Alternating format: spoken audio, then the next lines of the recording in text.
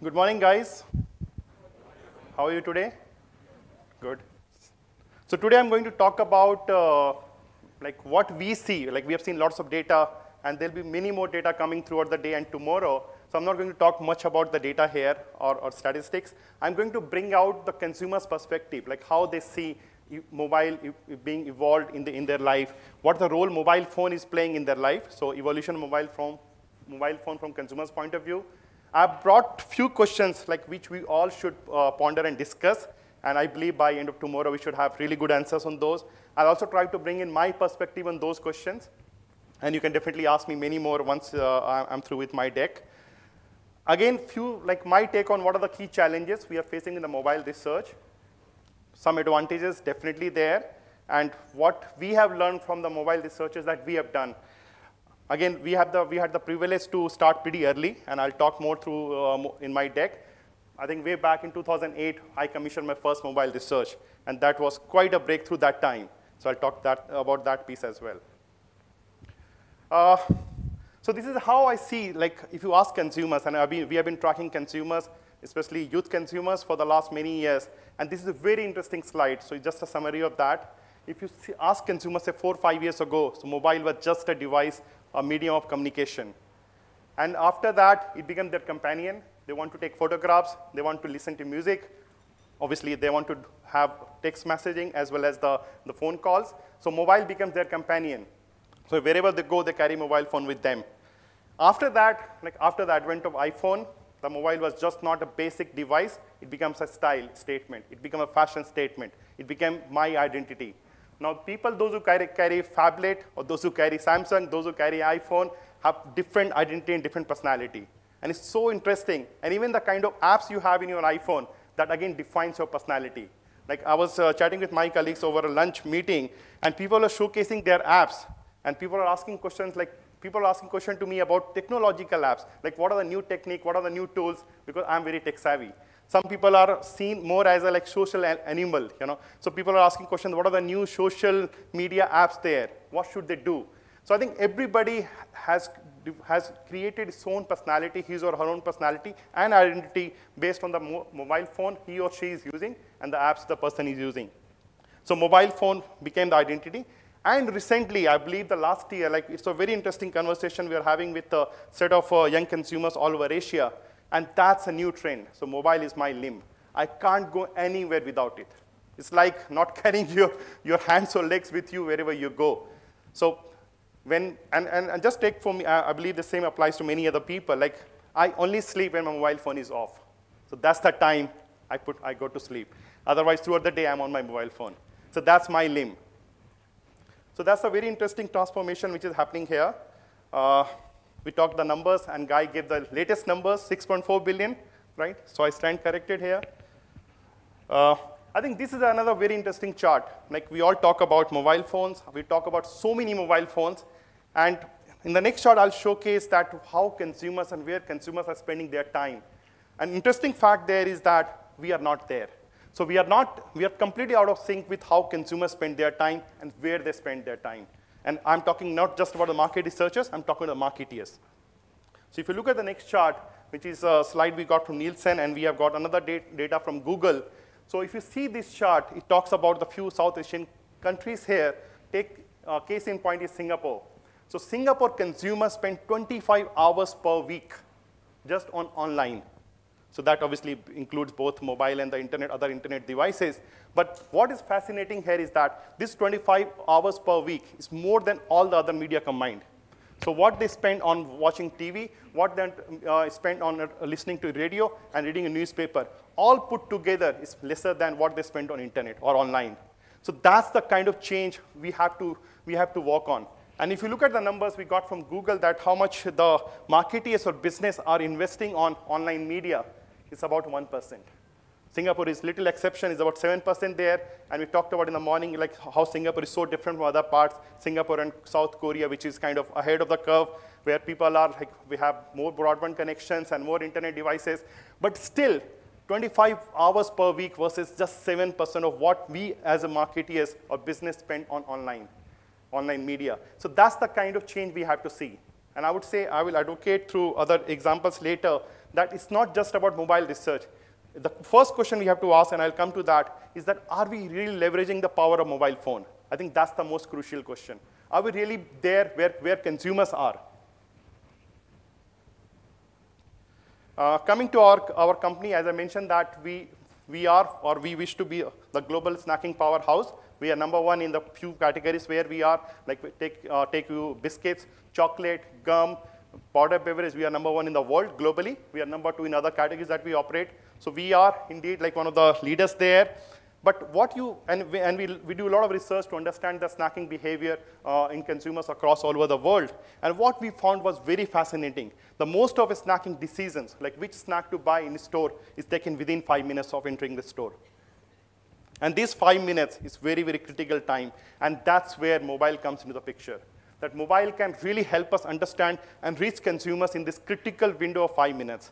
And it's, again, it's a picture from developed markets. Like consumers are looking at the code there, and they're trying to scan the code and buying the product in the shelf.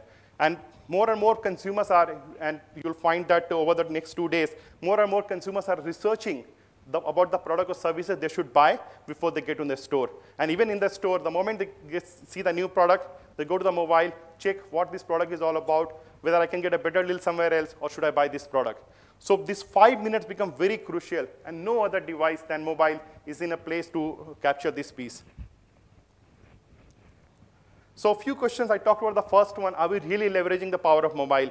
And I'll come back to these questions after going through a few examples and cases that I have.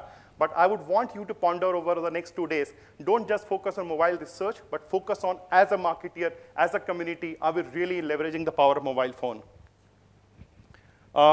The next obvious question, that what's the advantage or disadvantage of using a mobile-based research? And I have my example, my cases there.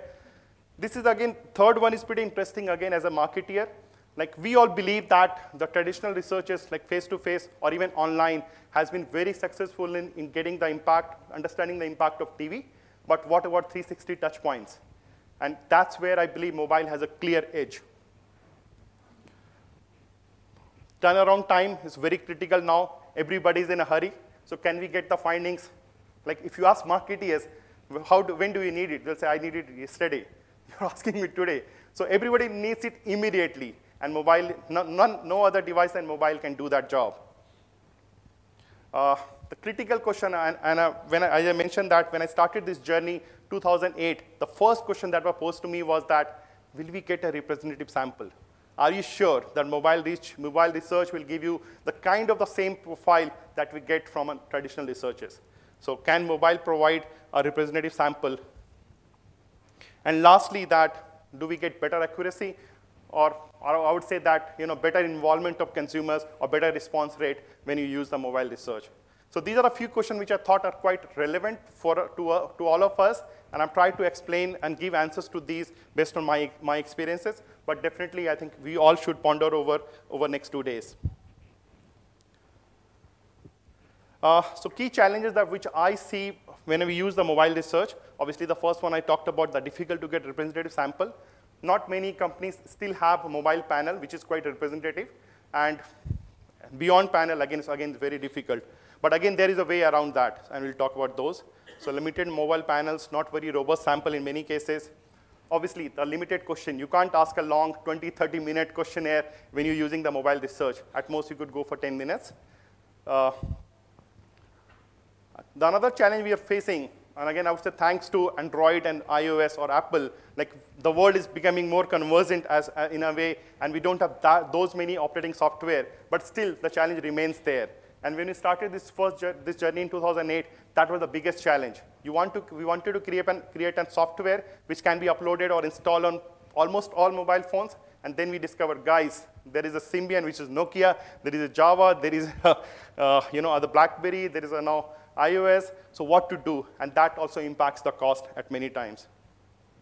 So that's why it's sometimes costlier, sometimes obviously cheaper than face-to-face. Again, another thing is that still in Asia, we are at the early stage of mobile research, so we don't have much experience or what we call norms. And we marketeers, especially like thanks to Kantar, Millward Brown, like we are so used to norms. Everything we look at, we want to understand that are we better or worse than the norm. But again, in mobile research, because of limited experience, there are not many norms available. So these are the challenges I see with mobile research, but obviously there are clear advantages as well, right? And I talked about, there is a nice cartoon there that get me all the information that you have, we'll find out how to use it. That's the typical face-to-face work. And when you have this questionnaire, like I would say that when we run the brand health tracking or studies in many countries, many of our questionnaires are still 1 hour long. And if you ask the marketers, they'll say, get me what all you can, and doesn't matter how I use it, I'll find out that later. So that thing is going to change with mobile. We have to be very focused, which is good. There's a quote from Jack here that the only competitive advantage is about learning more about consumer and faster than competition, and finally making sure that we act on those information. So again, that's where mobile research comes into foray. So I would say, and based on the obviously 3-4 researches that we have done in Asia in the last few years, the mobile research provides better accuracy than face-to-face, primarily because it's a shorter questionnaire, we are focused, we're asking only few things, and respondents are much better involved, much more involved than in case of traditional research. I talked about that. It's interactive and hence higher involvement of respondents. Real-time data, which is quite critical now. Faster turnaround. Obviously, there's automated entry and analysis. Better participation rates. Again, consumer find it very fun, very new and entertaining experience to participate in the mobile survey, which is good.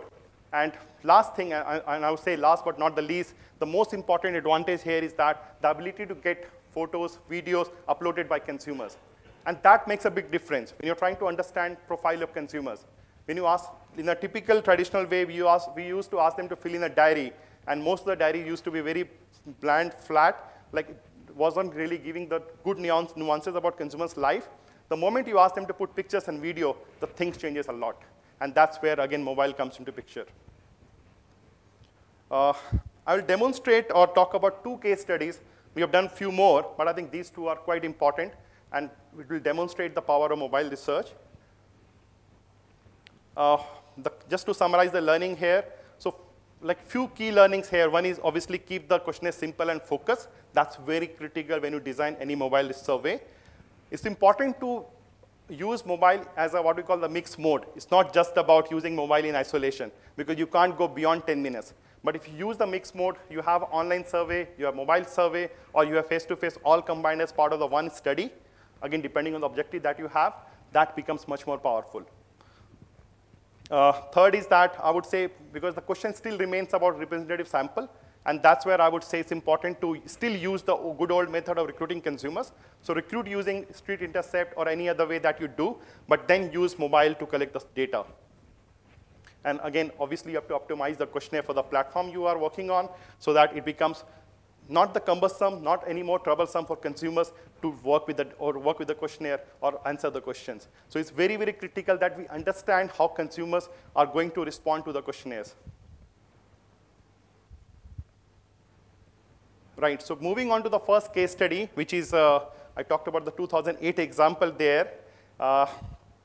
So that time, I think we were launching Oreo Strawberry. It's one of the flavors there. And we said it's not just a new flavor, it's a unique product opportunity for us, because strawberry is a very unique flavor, and Oreo never had, say, at least in Asia. This is the first time we launched Oreo Strawberry in Asia. That was way back in 2008. And we wanted to understand how consumers will react to the different touch points that we have in the campaign. We said it's not just about TV. So we created a full 360 campaign. We had TV, we had in-store, we had print, we had outdoors, we had radio. So we said we wanted to understand how consumers comes to where and when consumer comes to in touch of the touch points that we have. How do they interact with these touch points? And obviously, like which of these touch points are more effective than others?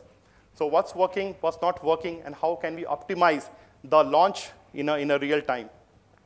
So that was the need that time, and we worked with the agency there, and that was again the mixed mode approach. So what we did was we said before we have the launch, before we measure the impact of the launch, let's collect the base level brand health understanding. So we conducted a simple survey to understand the current brand metrics before the launch. Then the moment the launch was on in the market, and we had we designed the software, we put on the mobile phones, and consumers, wherever they came in touch with any of the touch points there, whether they were saying somebody eating Oreo strawberry, when they went to the store, they saw Oreo strawberry pack there, they saw promoters having the samples of Oreo, or whether they heard somebody talking about it, they saw any outdoor, or they heard anything on radio. So any touch point they came across during the launch period, they were SMSing about their experience. 4 simple questions, but very powerful question we asked. We said, when you came to any of the touch points, came in touch with any of the touch points, where were you? Whether it's indoor, outdoor, right? What were you doing that time? That was second thing, right? And what was the touch point? Whether it's me eating, you eating, somebody talking about it, seeing in store, yeah?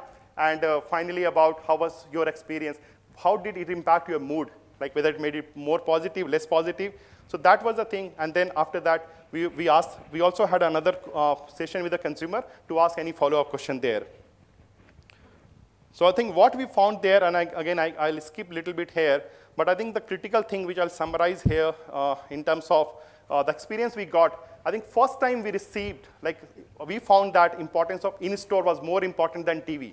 Like any traditional survey that you do, you'll find that TV is the most important driver of preference. But in this case, we found in-store has had almost 2 or 3 times more impact than TV, because there are many things happening in-store. There was an in-store display, there was a promoter to talk about the sampling, and there are people who are talking about product as well.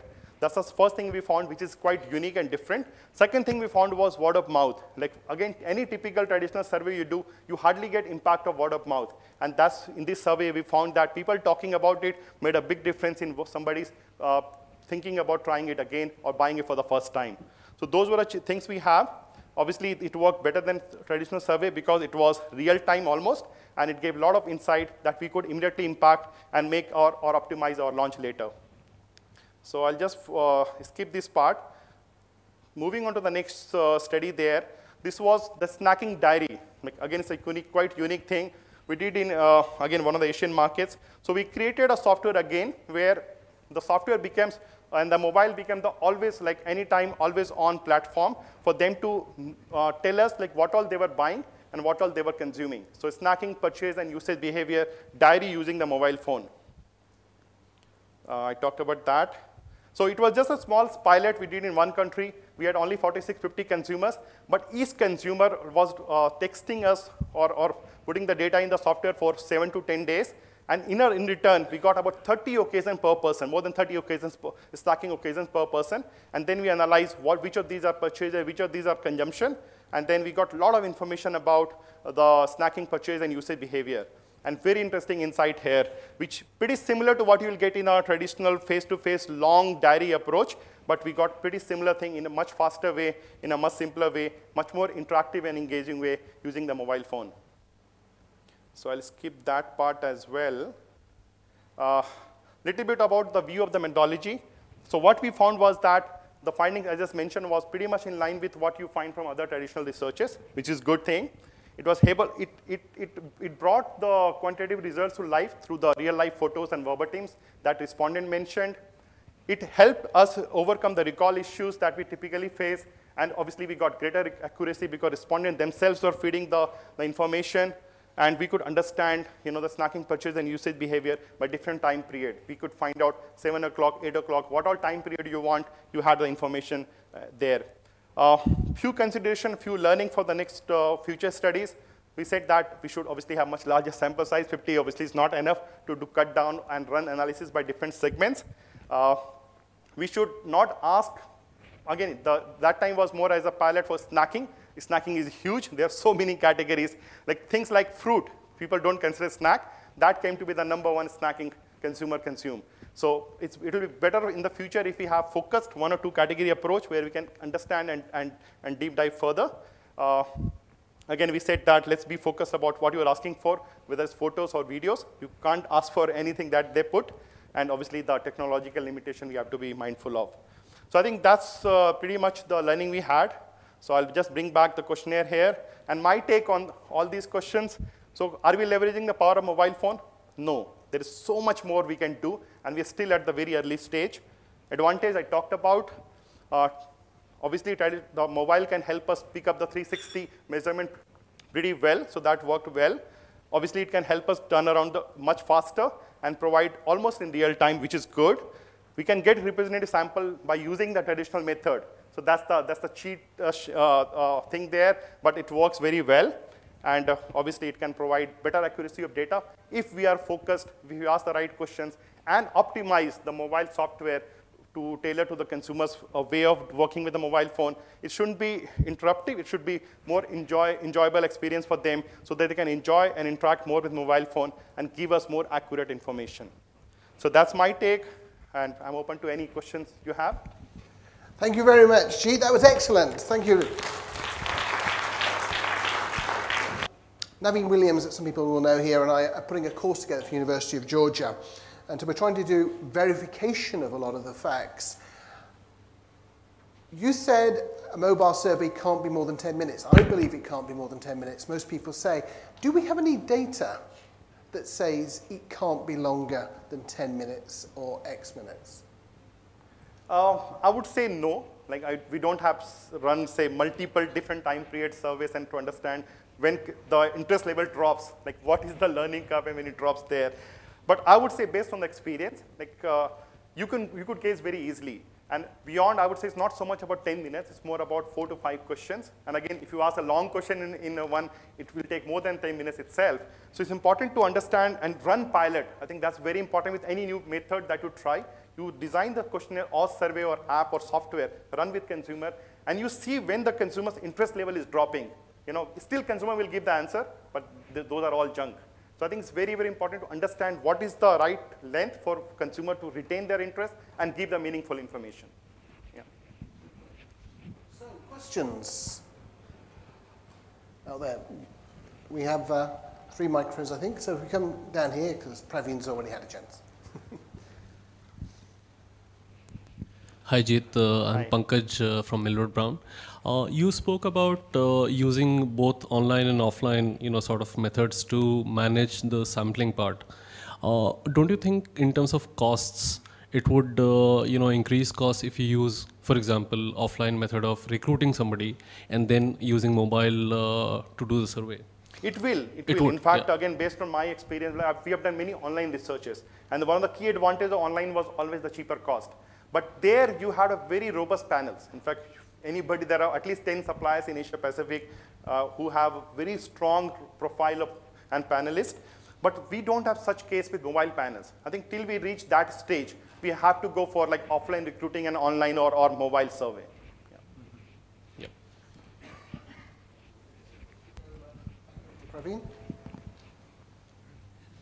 Hi, Praveen from Korea. Hi, Praveen. Now, you did this first study in 2008. How far ahead have you come in, and what do you use currently? Yes, in fact, I would say pretty far ahead. Again, thanks to, global leverage that we could do, thanks to our global network there. So one key thing, couple of things we are exploring in future. One is, as I mentioned, the brand health tracking, which traditionally is 1 hour long. We are actually trying to think of, or piloting with one supplier, that can we create a mobile brand health tracking? Asking few focus KPIs month on month, and then rest thing can happen, say, once in a year. So that kind of approach we're trying to do. So that's one. Second, obviously, is the, we get a lot of scan track data or purchase data from various suppliers. So again, mobile can help us get that pretty easily. So consumers go to the store, buy the product. Third research, which I couldn't talk here, we did in Malaysia, was that we pretty much did a scan track kind of thing. So consumer, whatever they bought, they took the picture, they mentioned to SMS to us that what pack size they bought, how many packs they bought, where did they buy, what price they paid. That's simple 4 questions. But that told us lots about kind of the market share you have, all the promotion they saw in store. Actually, there were 5 questions. And after that, we had, this is always a mixed approach, right? So after that, we had a telephone questionnaire to ask them that, okay, you bought this pack there and all these things. Tell me the reason for buying it. Why did you select this store? What was going in your mind? Did you plan ahead, or what is the impulse purchase? So a lot of follow-up question happened there. But I would say pretty much what you want to get from a scan track kind of thing or retail audit kind of thing, you can get from mobile survey. Yeah.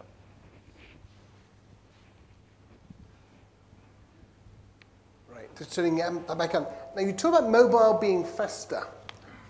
My experience is that it's faster for some things at some point. So the data collection is often faster. but the lead-in to the design and the testing and the setup, depending on what type of study, can be much slower. So where have you found it to be faster? Where have you found it to be slower? Right. So again, in the first case, which was, again, it was pretty early days for everybody, 2008. So that took us quite some time to set up because everybody was not sure how it's going to work. And in fact, we run two parallel pilots. So one we did in one country, other we did in another country. And we toyed around with many things. Like we had online recruitment, we had CLT recruitment. So I think the setup there took much longer time. And again, the pilot itself took 2 weeks because we are not comfortable with the question at that time. So that was one other big thing. But this study which we did, I talked about the diary thing there, that was much, much faster.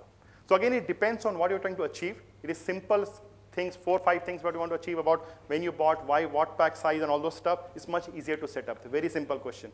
But when you're trying something breakthrough, like 360 measurement of all IMC touch points, that is something new. So there the setup takes much longer. But I would say that's true for any traditional research as well. Yeah. And final one from my side.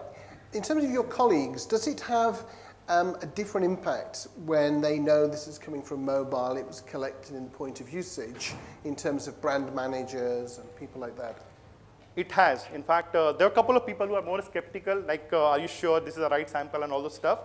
But by and large, people are more excited. In fact, especially marketeers are always more excited about new technology, new tools. And in fact, because it's a mobile survey forum, I didn't talk about other, say, I would say new things that we are trying. Like, for example, the neuroscience. So we are doing a lot of research using the neuroscience technology, eye tracking. So those are things, again, are helping us. And when you talk to marketeers, they get very excited that you guys are ahead of the curve. You guys are exploring emerging technologies. So I think they are pretty excited. Final question for Jeet before we move on. Oh, we have, yes, just here. Mandar from Eki Communications, India. You talked about the open-ended questions like the photos. My question is, did you also use audio? And then probably for all these types, how did you process? Did you use any tools or it was basically manually looking at the data? We didn't use audio because again, it was that time, it wasn't available. Like features like Siri or other apps which could help you record your conversation, we didn't use that time, it wasn't available. It was always like, it was just one open-end question, we can't ask too many, where consumers put in few things there. And I think the critical thing that there was uploading photos and videos. I think that was the game changer. But obviously with the newer technologies, I think we should be using that, the interface as well, where they can record their message pretty well. Yeah.